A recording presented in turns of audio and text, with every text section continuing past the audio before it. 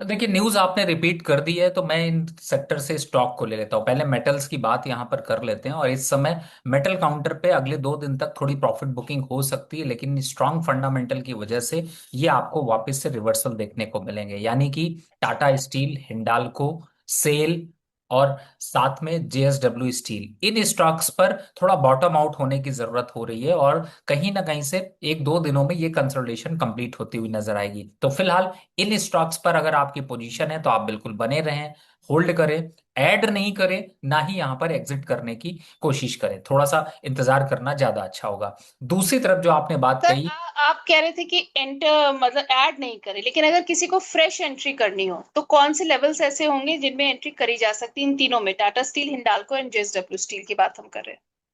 बिल्कुल। देखिए, जब हिंडाल्को की बात करें तो मुझे लगता है कि 980 से 1000 के लेवल आपको एंट्री के लिए काफी अच्छे हैं। जहां तक बात करें हम सेल की, मुझे लगता है सेल जो है वो इन लेवल से थोड़ा सा करेक्शन का और वेट करा जा सकता है, और लगभग 162 से 160 के बीच में आपको ऐड करना ज्यादा सही होगा। टाटा स्टील की जहां तक बात करें, इस समय टाटा स्टील का जो लेवल है उसको देखते हुए 176, 175, इन लेवल्स पर यहां पर टाटा स्टील को ऐड किया जा सकता है। Till the time just wait and watch for some consolidation. अगर कंसोलिडेशन होगी तो रैली के चांसेस बनेंगे, अदरवाइज यहां पर थोड़ा सा धीरे धीरे करके स्लिप आउट होता हुआ स्टॉक का प्राइस आ सकता है। बिल्कुल सर, ये तो हो गई मेटल सेक्टर की बात। अब सर कौन सा दूसरा सेक्टर है जो आप कह रहे हैं जिस पे इम्पैक्ट पड़ेगा और जो आप जिस पर आप व्यू रखना चाह रहे हैं?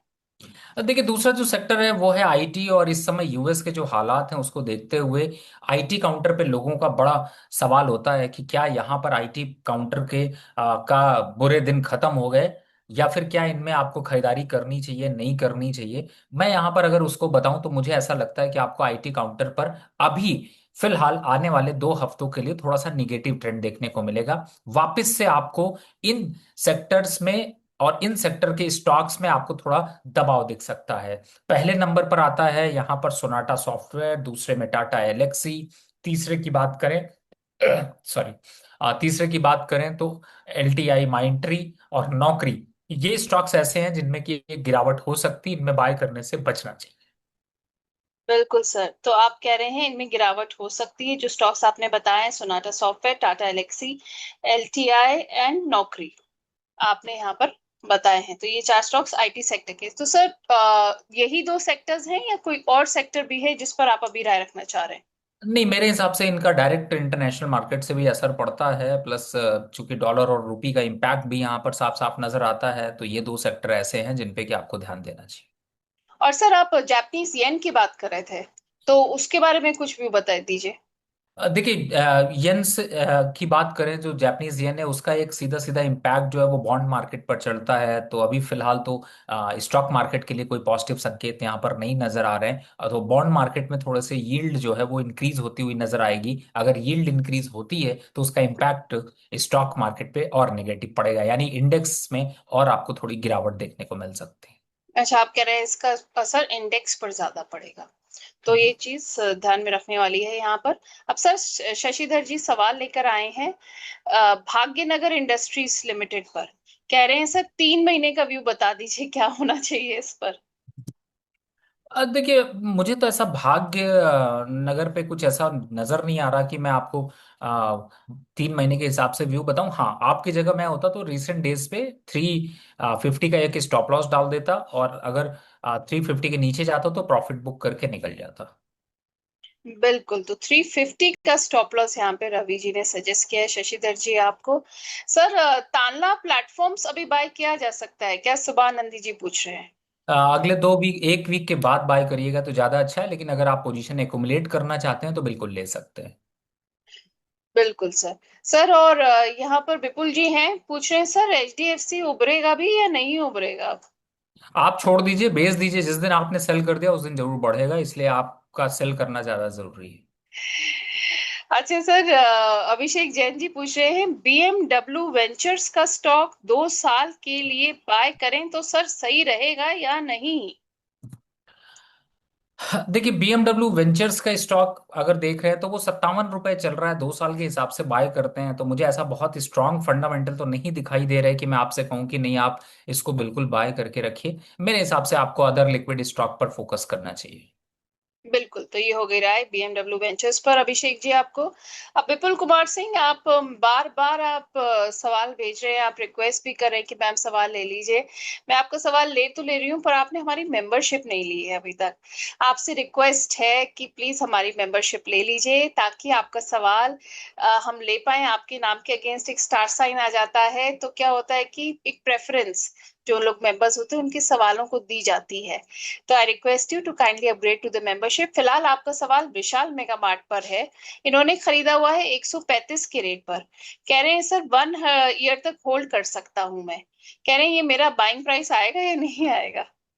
नहीं, बिल्कुल आपको होल्ड करना चाहिए। इनफैक्ट आपको थोड़ा सा दिन, 2-3 दिन बाद या 1-2 हफ्ते में जब, या नेक्स्ट फ्राइडे जब शो होगा तो आप पूछ लीजिएगा।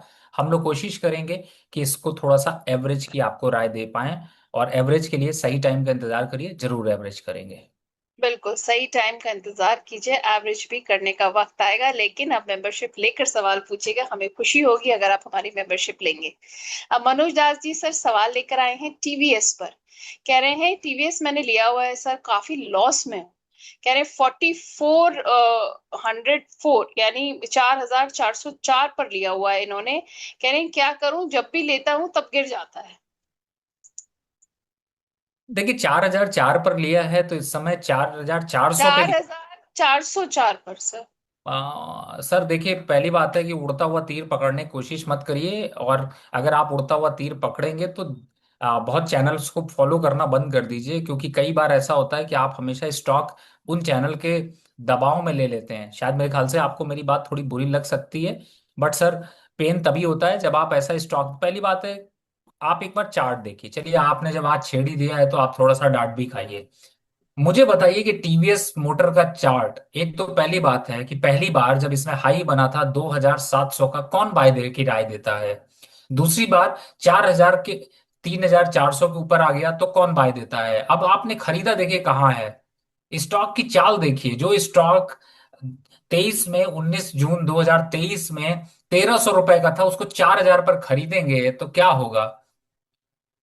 सर, स्टॉक खरीदने की एक सीमा होती है, स्टॉक खरीद पढ़ने की भी एक सीमा होती है। हमेशा अगर आप स्टॉक खरीदते ही रहें, क्योंकि देखिए, मैंने कुछ एनालिस्टों को देखा है, हालांकि वो एनालिस्ट मुझसे नाराज होने वाले हैं।